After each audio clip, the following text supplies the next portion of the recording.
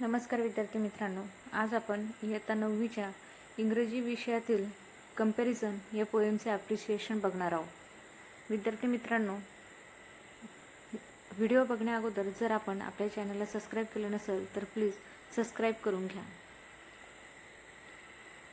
Appreciation यामध्ये 5 points असतात आणि ते 5 मार्कांसाठी विचारले जातात। या ॲप्रिसिएशनमध्ये एकूण 5 पॉईंट असतात। पहिला पॉईंट आहे टायटल ऑफ द पोएम, म्हणजेच यामध्ये आपल्याला कवितेचे शीर्षक लिहायचे असते। कवितेचे शीर्षक आहे कंपॅरिझन।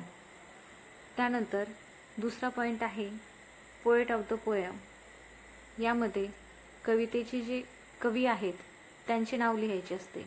या ठिकाणी कंपॅरिझन या पोएमला कोण कवी आहे हे माहिती नसल्याने ॲनॉनिमस असं पोएटच्या नावा ठिकाणी दिलेलं आहे।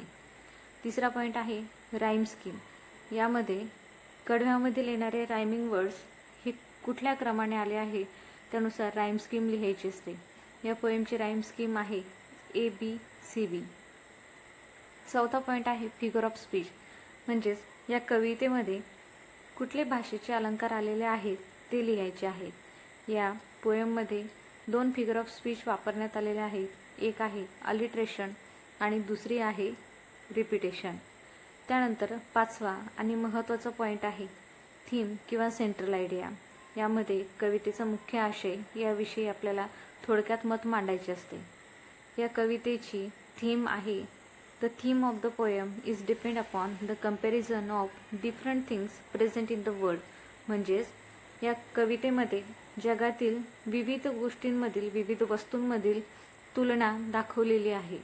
The poet makes comparison of all things by its size, shape, length and color, म्हणजेच कवितेमध्ये जेवढ्या काही वस्तू आलेल्या आहेत त्या सर्वांची आकार, लांबी, रुंदी आणि रंग यावरनं तुलना केलेली आहे। विद्यार्थी मित्रांनो, हे 5 पॉईंट्स एकूण 5 मार्कसाठी विचारले जातात। यामध्ये जो पहिला पॉईंट आहे तो अर्ध्या मार्कासाठी विचारला जातो, तसं दुसरा सुद्धा अर्ध्या मार्कासाठी, तिसरा अर्ध्या मार्कासाठी, चौथा अर्ध्या मार्कासाठी आणि जो 5वा आहे तो एकूण 2 मार्कांसाठी विचारला जातो। असे एकूण 5 मार्कासाठी ॲप्रिसिएशन विचारले जाते। विद्यार्थी मित्रांनो, व्हिडिओ आवडला असेल तर व्हिडिओला नक्की लाईक, शेअर आणि सबस्क्राईब करा।